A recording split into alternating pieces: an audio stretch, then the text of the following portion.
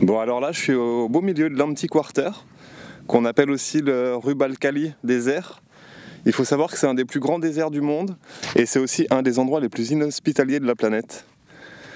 Ici, il peut faire plus 50 et il peut aussi faire moins 10. Ce qui est cool aussi dans ce désert, c'est la nuit, parce qu'il n'y a aucune pollution lumineuse et du coup tu vois les étoiles, mais comme jamais quoi. Regarde, je te mets une photo.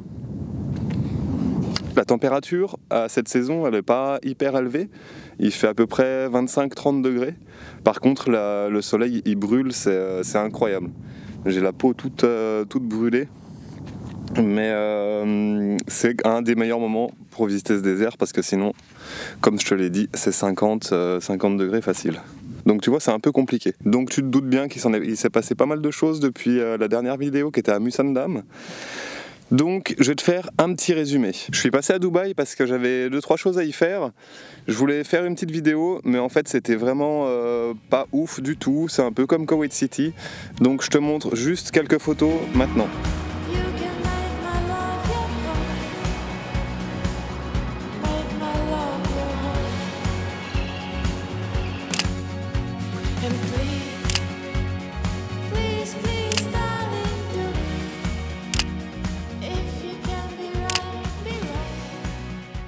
Donc après Dubaï, j'ai fait un petit Noël avec les copains, on s'est retrouvés sur une plage pour faire Noël. J'aime pas trop Noël, c'est pas trop mon truc, donc j'ai pas vraiment filmé. Mais Mia nous a encore fait une arrivée fracassante, comme on dit, donc je te montre ça.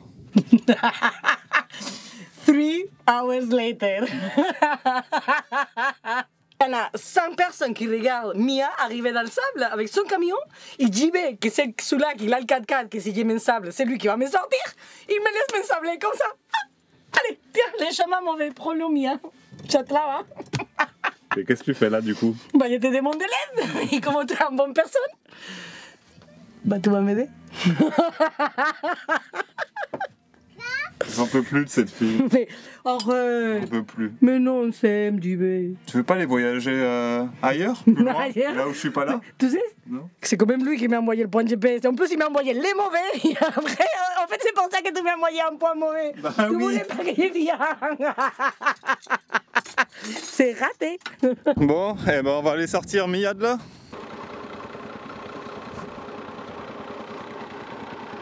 Qu'est-ce que tu fais? Coucou, je m'ai coupé le doigt. Regarde. Il faut que tu me tires vers l'arrière. Ok. J'y vais, j'ai ouvert les doigts, regarde, une arme. Moi je regarde ce que Mia elle fait.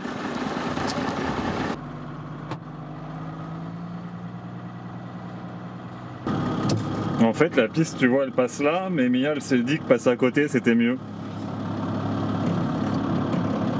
J'en peux plus d'elle là.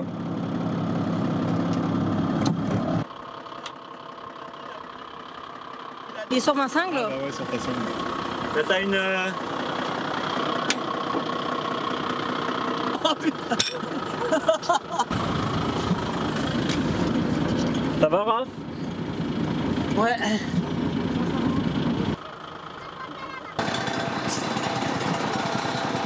Salut, je suis Mia et j'adore Pelé.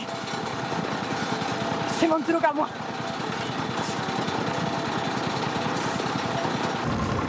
Bon, on a déjà fait cette distance. Voilà, j'ai arrêté un peu parce que tu vois, j'ai commencé à m'empiquer ici et si ça commence à creuser, c'est vraiment pas bon après. Ouais. Donc on va aller télé. J'en ai marre.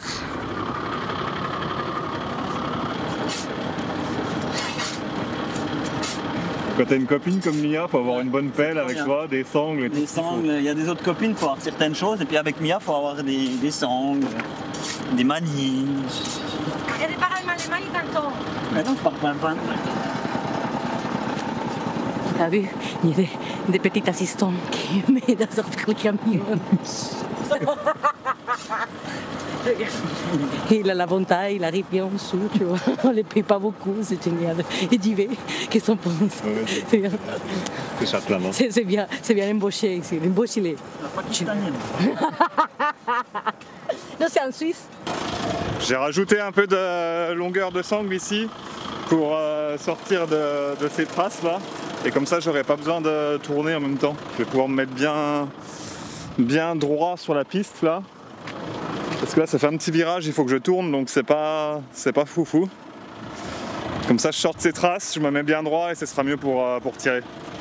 Bon du coup elle est quand même bien prise, donc je vais essayer de tirer plus droit, mais si je tire bien droit je suis dans le mou. Et donc je vais aller me mettre dans le mou et on va tirer avec le treuil, comme ça ira mieux.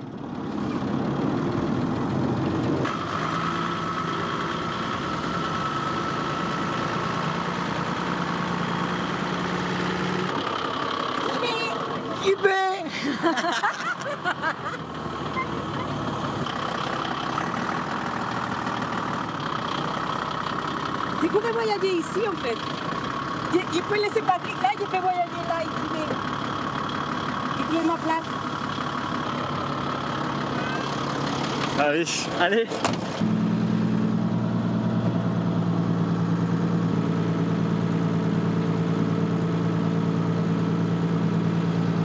Bon là tu vois ça va plus doucement, du coup le camion il remonte bien sur le dur.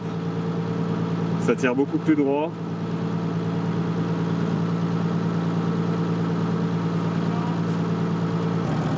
Et voilà le travail.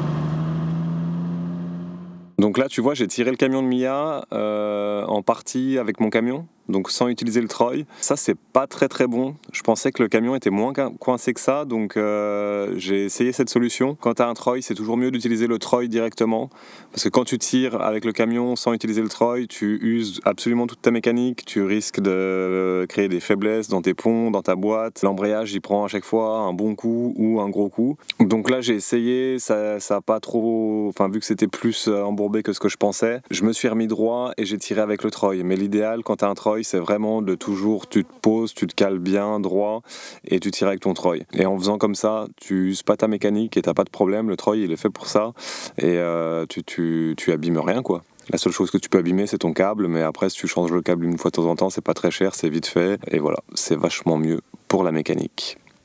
Et nous voilà en début d'année, donc j'ai récupéré Margot à Dubaï. Margot c'est une amie qui vit en France dans son camping-car et elle est venue me rejoindre pour passer un mois avec moi ici en Arabie Saoudite et à Oman. Une fois que j'ai récupéré Margot, on a directement pris la route de l'Arabie Saoudite parce qu'on va passer par l'Arabie Saoudite pour rejoindre Oman et les dates coïncident avec le passage du rallye du Dakar, donc on a bien envie de voir cette course mythique de plus près. Donc maintenant on va au Dakar, allez c'est parti.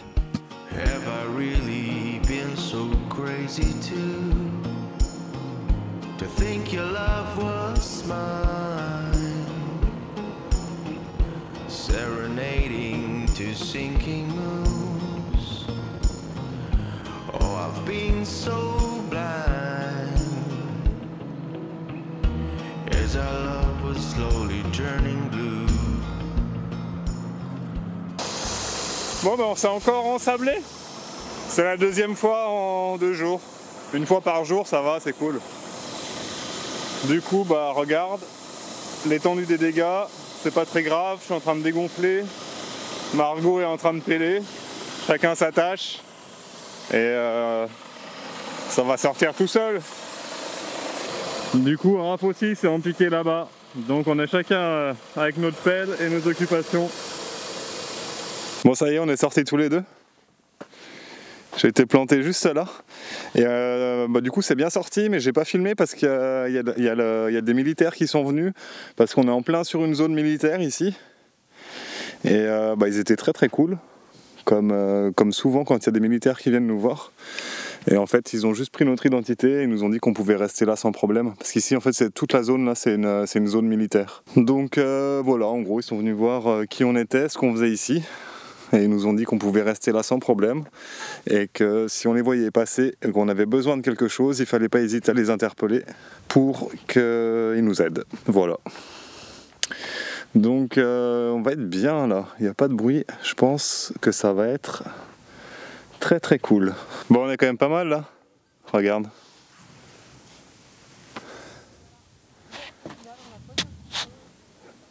Coucou Raph. Coucou gibier.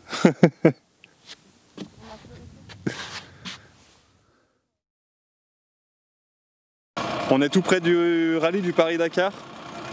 Du coup là, on va prendre la piste et on va aller voir au parc où ils sont censés arriver demain, parce qu'ils arrivent demain à quelques kilomètres d'ici. Donc on va aller voir ce qui s'y passe, voir s'il y a moyen d'avoir des entrées, des choses, parce que tout a l'air assez barricadé.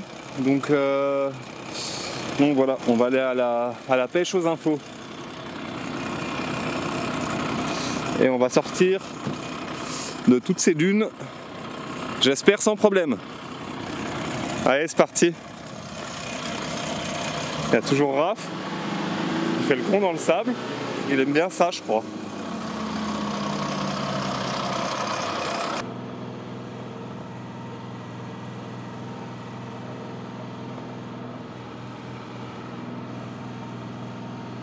On a chopé le plan. Il faut savoir que le Dakar c'est extrêmement compliqué de trouver les pistes parce que la carte de la spéciale du jour elle sort le matin quand les concurrents ils partent. Du coup c'est pas facile de savoir où aller les voir. D'autant plus que pour aller les voir il faut traverser des dunes, c'est assez complexe de trouver le chemin et de pouvoir emprunter le chemin. Mais aujourd'hui, il passe derrière là, un petit peu à l'ouest. Et là-bas, il y a une grande piste qui s'enfonce dans le désert. Donc on pense qu'à un moment, ils vont être obligés de traverser cette piste. Et donc, à partir de cette piste, on pourrait s'engager un petit peu quelque part dans le désert pour les voir. On compte sur le barda d'hélicoptères et de choses comme ça pour essayer de les localiser. Parce que la carte qu'on a, c'est de l'à peu près, quoi. C'est pas possible de localiser précisément. Donc on va aller s'engager sur cette piste et on va essayer de trouver. On va croiser les doigts parce que c'est pas sûr qu'on y arrive. Mais je pense qu'on va y arriver. De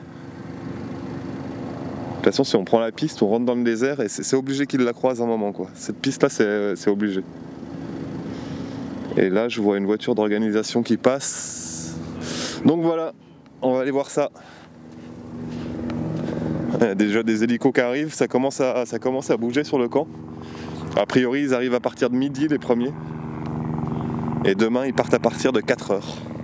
D'après ce qu'on nous a dit, mais les choses changent tout le temps, donc on sait jamais trop. Donc voilà, fini le café, on y va. Bon, je fais chauffer le camion, là. Quand t'es dans le désert comme ça, c'est important qu'il chauffe bien, parce que dans le sable, t'es obligé de bourrer direct. Il faut vraiment envoyer pour pas s'ensabler. Du coup, tu tires sur la mécanique dès le départ, donc il vaut mieux le faire chauffer un peu plus que la moyenne. Comme ça, il n'y a pas trop de risques. Bon, là c'est de la descente, mais il y a des endroits, même quand c'est mou, même en descente, tu es obligé de gazer un peu comme un porc. Du coup, je le fais bien chauffer. Et après, on va aller sur la piste là-bas. On peut vite sauter dans les bagnoles et puis Oui, on saute dans les hélicoptères. Mais oui, mais mon jardinier il fait chier quoi, il vient pas. Il dit de venir en hélico. Mais si on va sur la butte là-bas, on aura peut-être un point de vue où on voit un peu tout. Ah, faut tenter. Bon, du coup on sait pas trop où c'est, alors on va aller voir le mec avec la chargeuse là s'il a des infos pour nous, parce qu'on pense que quand ils vont traverser cette route qui est ouverte là, il va y avoir de la sécurité ou quelque chose. On envoie Mia, c'est toujours plus simple.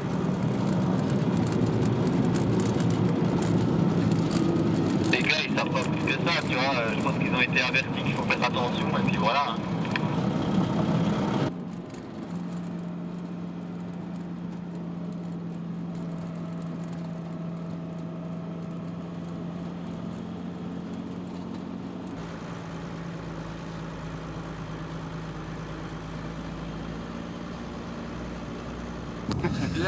Bon, je pense qu'on a trouvé l'endroit. Il y a des photographes là, ils ont ramené des chameaux. Je pense qu'ils les ont amenés juste pour l'occasion parce que c'est un camion qui les abreuve et il n'y avait vraiment pas beaucoup de chameaux dans la région. Et c'est quand même un peu suspect qu'ils soient pile ici, là où il y a les photographes et l'organisation. Du coup, tiens, bah, regarde, ils sont tous derrière là. Et bon, on va aller voir ça à pied déjà.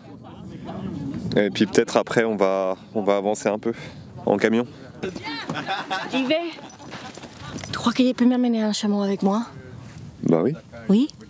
Tu laisses Patrick ici et tu continues ton voyage en chameau? Oui. Ouais. Ok. Je peux le choisir? Oui. Ok. On peut choisir un qui a un... Faut qu'il ait la gueule bien traversée. Oh, ouais, c'est ça que j'aime.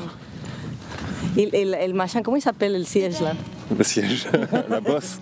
is breaking softly and the night is glowing true. I feel a million eyes, but I can just see you. So breathe, breathe, breathe.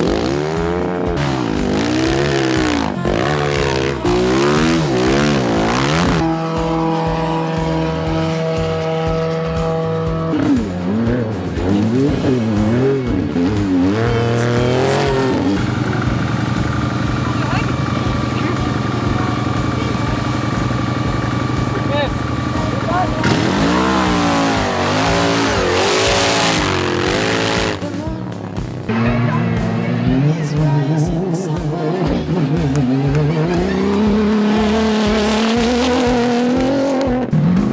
by a rain will wash your hands. Your fire against the life we share. Yes!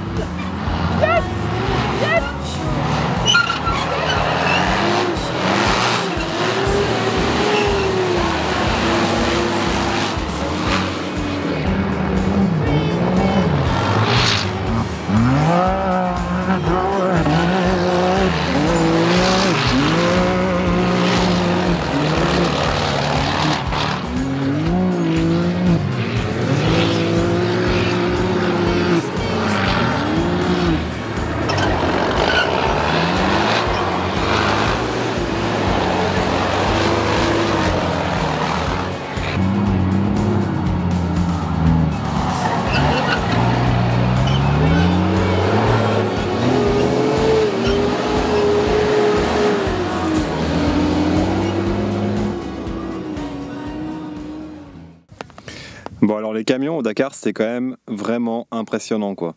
Ils bombardent, c'est un truc de fou. Donc voilà, ça c'était la première journée au Dakar. Alors ce que je peux dire c'est que la première journée était plutôt classique on va dire, c'est parce qu'on est allé voir la course simplement. Et il y a eu une deuxième journée que je te montrerai dans la prochaine vidéo. Et là c'était vraiment pas du tout pareil parce qu'on a rencontré des gens extraordinaires. On a passé la journée avec une équipe d'assistance en camion. On a vécu des aventures incroyables. On a même dépanné une ambulance du Dakar. Et c'était vraiment hyper riche en rencontres, en apprentissage, en échanges. On a passé la soirée avec une équipe. Enfin c'était vraiment très très cool. Et franchement j'aurais vraiment pas pensé vivre ça sur une course comme le Dakar. Les gens étaient ultra accessibles, très simple, très sympa. J'ai appris plein de tips pour rouler dans le sable avec mon camion. Je t'expliquerai ça dans la prochaine vidéo. On a parlé pression de pneus, trajectoire, sable, dunes, etc. Et en une demi-journée avec une équipe d'assistance en camion, j'ai progressé de fou pour rouler dans le sable. Donc ça, je te l'explique dans la prochaine vidéo. Et en attendant, n'hésite pas à liker, commenter, partager et t'abonner si c'est pas déjà fait. Et oublie pas d'activer la petite cloche. Allez, ciao! As our love was slowly turning blue, my blood grew red. No, I can't believe that thing is true.